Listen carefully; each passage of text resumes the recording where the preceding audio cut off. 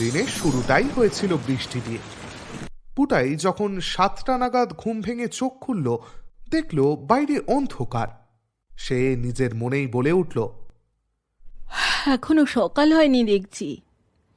যাক বাবা, আর কিছুক্ষণ ঘুমাই। কিন্তু কিছু সময়ের মধ্যেই মা এসে হাজির। বললেন, পুটাই, এখনো উঠলি না? উঠে পড়, আজ আর স্কুলে যাওয়া হবে না, খুব বৃষ্টি হচ্ছে। উঠে দাঁত মেজে পড়তে বস। পুটাইয়ের মনটা খারাপ হয়ে গেল। ওমা, স্কুলে যেতে পারবো না? দূর, ভালো লাগে না। আজ স্কুলে আলু কাবলি খাওয়ানোর কথা ছিল, সে আর হলো না। সারাদিন আজ বাড়িতেই কাটবে মা। সন্ধেবেলা পুটাই মাকে বলল, মা, আমি ছাদের ঘরে গিয়ে পড়তে বসবো। কেন রে, উপরের ঘরে কেন? আমাদের উপরের ঘরটা বেশ নিরিবিলি, পড়াশোনায় মনোযোগ দেওয়া যায়। শোনো, ছাদে যাচ্ছ যাও, খাবার সময় হলে নেমে এসো। হ্যাঁ মা, তুমি ডাক দিও, আমি নেমে আসবো। পুটাই জানে বাড়িতে কলিং বেল আছে। সেটা বাজিয়ে মা ছাদ থেকে বা দোতলা থেকে তাদের ডেকে আনেন। পুটাই বই খাতা নিয়ে উপরে উঠল। পুটাই লেখাপড়ায় বেশ ভালো, মন দিয়ে পড়াশোনা করে। তাই মা চিন্তা করেন না, ভাবেন না যে সে লেখাপড়ায় ফাঁকি দেবে। পুটাই ছাদের চিলে কোঠার ঘরে উঠে দেখল, ইস, ঘরটা কেমন ঘুরঘুরটি অন্ধকার হয়ে আছে।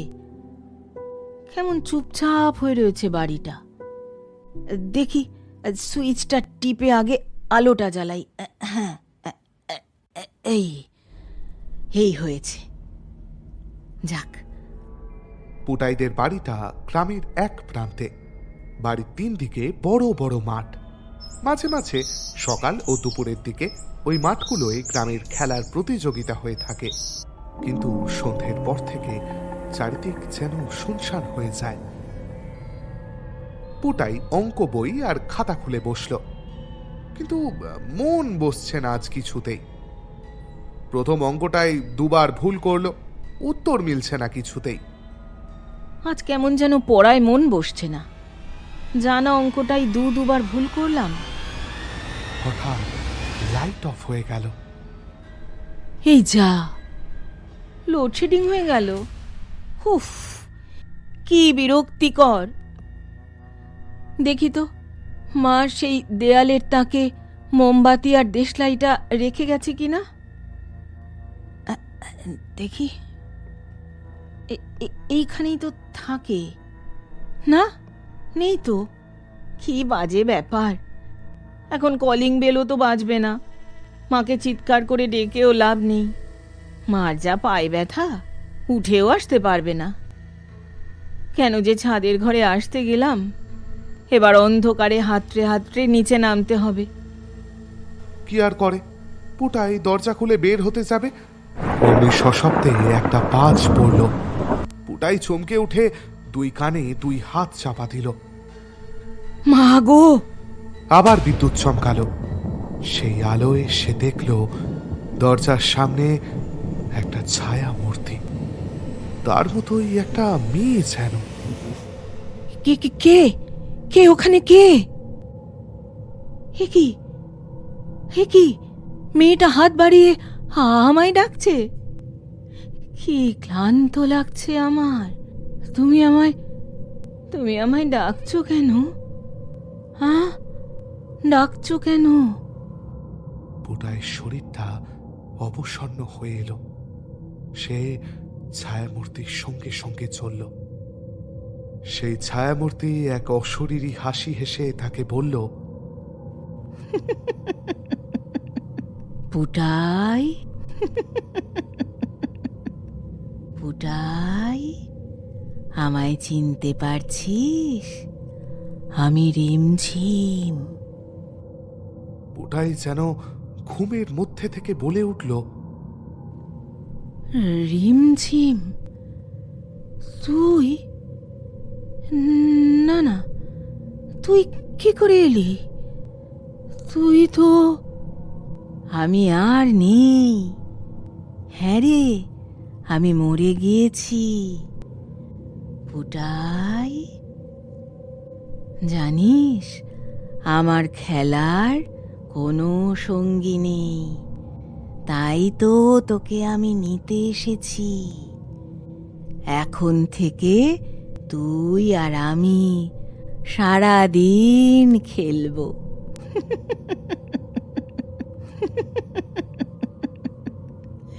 সারাদিন খেলবো।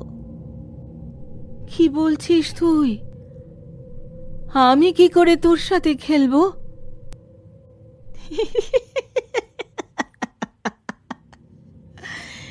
তুইও যাবি ফুটাই আমার সাথে, আর একটু পরেই। আমি তো তোকে নিয়ে যেতে এসেছি রে। কিন্তু আমার দোষ কি? আমি তো তোর কোনো ক্ষতি করিনি রিমঝিম, আমায় তুই মারবি কেন? তোর মনে আছে পুটাই, তুই আর আমি এক ক্লাসে পড়তাম? খুব ভালো ছিলি তুই পড়াশোনায়। হ্যাঁ, মনে আছে তো। তুই পড়াশোনা করতে ভালোবাসতি না, কিন্তু কিন্তু তুই তো বাস্কেটবল খেলতি, ভালো খেলতি। তুই তো স্কুলের টিমের ক্যাপ্টেন ছিলি, কত ম্যাচ জিতিয়েছিলি। তাতে কি, পড়াশোনা তো করতে চাইতাম না।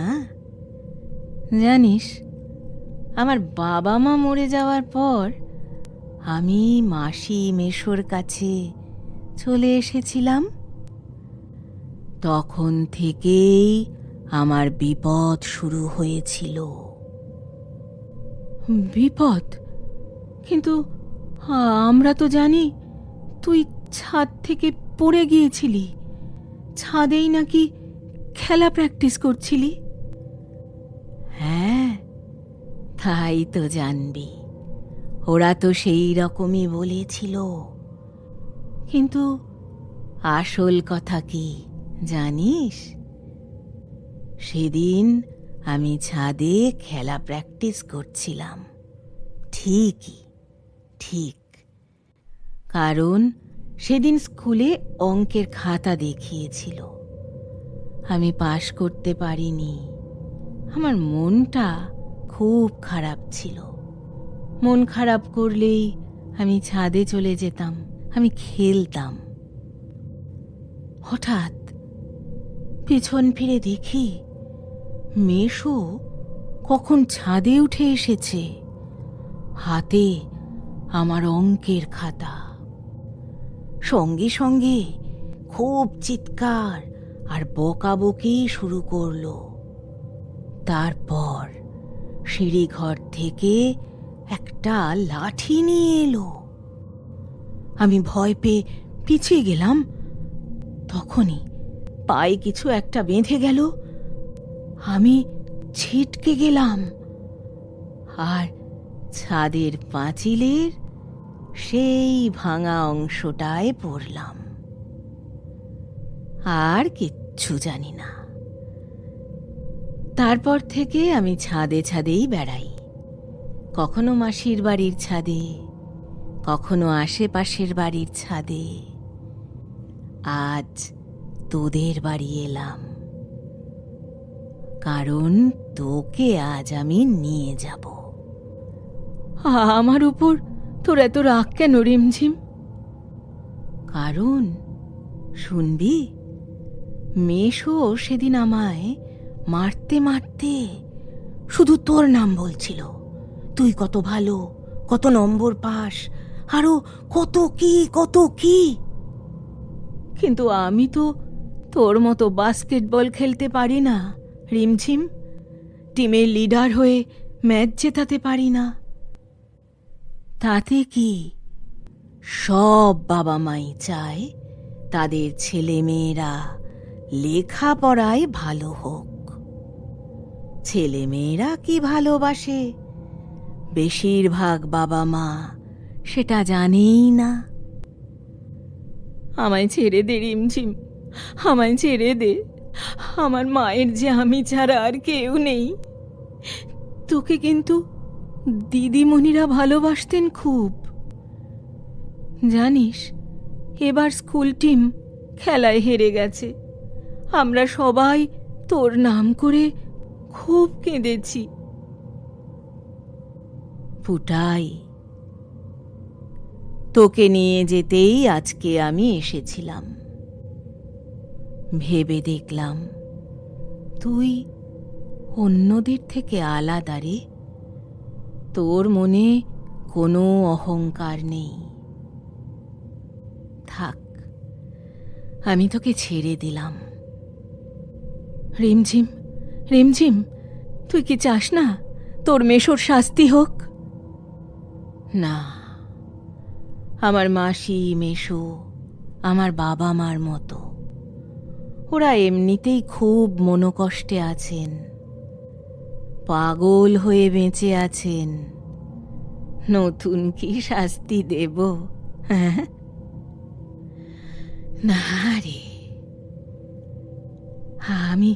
আমি এবার যাই রে।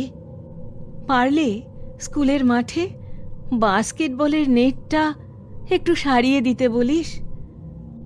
ওখানেই আমি থাকবো। চললাম, চললাম রে পুটাই, চললাম।